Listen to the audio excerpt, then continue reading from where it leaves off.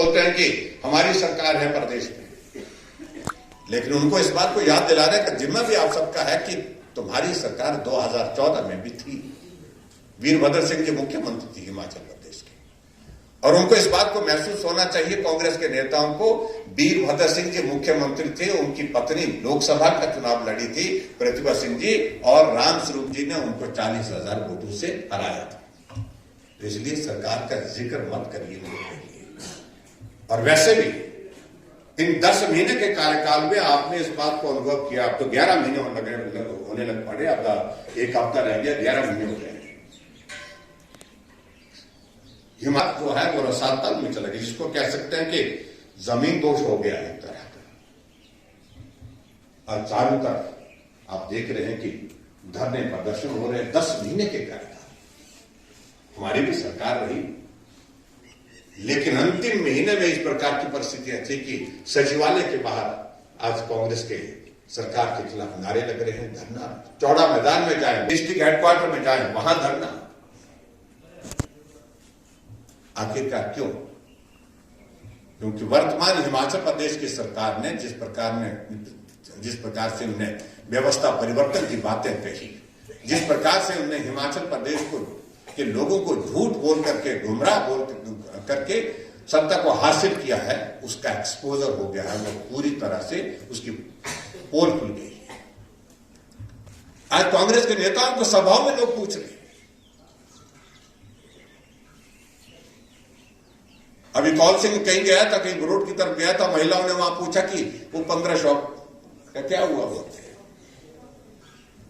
और आपके यहाँ के नेता का तो बड़ा वायरल हुआ पड़ा है वो 1500 बोलते। एक होती था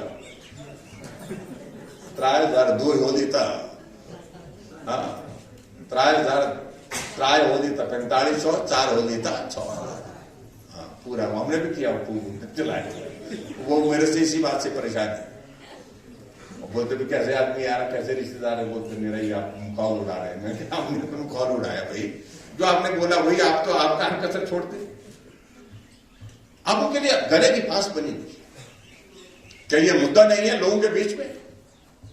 कहा था कि हर महिला को जो हिमाचल प्रदेश में है, जिनकी पॉपुलेशन 22 लाख बनती है, 22 लाख महिलाओं को दिसंबर महीने की पहली कैबिनेट में पारित कर दिया जाएगा। 1500 रुपये उनके खाते में आ गया। कितनी महिलाओं के खाते में आया? ये बहुत बड़ा प्रश्न है, जिन बातों को लेकर के लोगों के बीच में आपको जाना है। गारंटी दी थी कि हम हिमाचल प्रदेश में 5 लाख बेरोजगारों को नौकरी देंगे, और पहली कैबिनेट में 1 लाख लोगों को देने की बात की थी।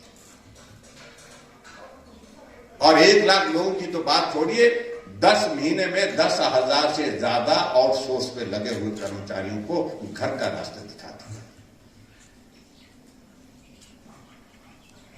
कोविड में जिन लोगों ने अपनी जिंदगी को संकट में डाल करके दूसरे की जिंदगी को बचाने के लिए काम किया, उनको 6 महीने 7 महीने से तनख्वाह नहीं दी, और सितंबर के महीने से उनको घर का रास्ता दिखा दिया। 2000 बच्चे आईपीएस में लगे, पीडब्ल्यू में लगे, टूरिज्म में लगे हुए, आउटसोर्स में, वो सब के सब घर। इसलिए गारंटी की बात जरूर करनी होगी, और गारंटी की बात तभी कर पाएंगे आप जब आपको जानकारी होगी। इसलिए वर्कशॉप का आयोजन यहां पर किया गया, और कहा था कि 300 यूनिट बिजली के फ्री देंगे। अब 300 बिजली के यूनिट फ्री देने की तो बात छोड़िए, उल्टी बिजली आते ही सरकार में आने के बाद महंगी कर दी। हमने गारंटी नहीं दी थी, लेकिन उसके बावजूद हम 125 यूनिट बिजली फ्री देने की बात कही, और हमने उसको पूरा करके जो है आज भी 125 यूनिट पर 0 बिल आता है।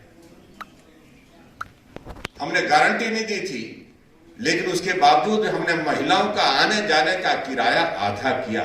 आज भी महिलाएं बस में ट्रैवल करती हैं तो आधे किराया करती हैं, और इन्होंने गारंटी देने के बावजूद भी कुछ नहीं किया। कहा कि गाय का दूध 80 रुपए, भैंस का दूध 100 रुपए। मुझे मालूम नहीं वहां पर क्या भाव मिल रहा है दूध, 25 रुपए और 30 रुपए से ऊपर नहीं मिल रहा, 40 रुपए। हाँ इतना ही होगा, 30 और 35 के बीच में चल रहा है। और ऊपर से कहा कि फिर बाद में कहा गोबर भी खरीदेंगे, 2 रुपए किलो के हिसाब से खरीदेंगे। हम लाहौर में गए थे तो जहां हमारे क्या होता है, जहां पर पशुशाला होती है तो वहां गोबर का ढेर लगा देते हैं बाहर, उसको इकट्ठा करते हैं, फिर बाद में खेत में फेंकते हैं। तो हमारे लड़कों ने वहां पर जाकर के वहां उसके ऊपर खड़े होकर के फोटो खींचा कि सुखू भाई बोलते ये आपकी गारंटी है, यहाँ पर जो दी हुई है 2 रुपए किलो के हिसाब से यहाँ ढेर लगा के रखा है, लोगों ने खेत में इसको डाला नहीं, वो इंतजार कर रहे हैं कि सुखू आएंगे, सुखू जी आएंगे और इसको लेंगे।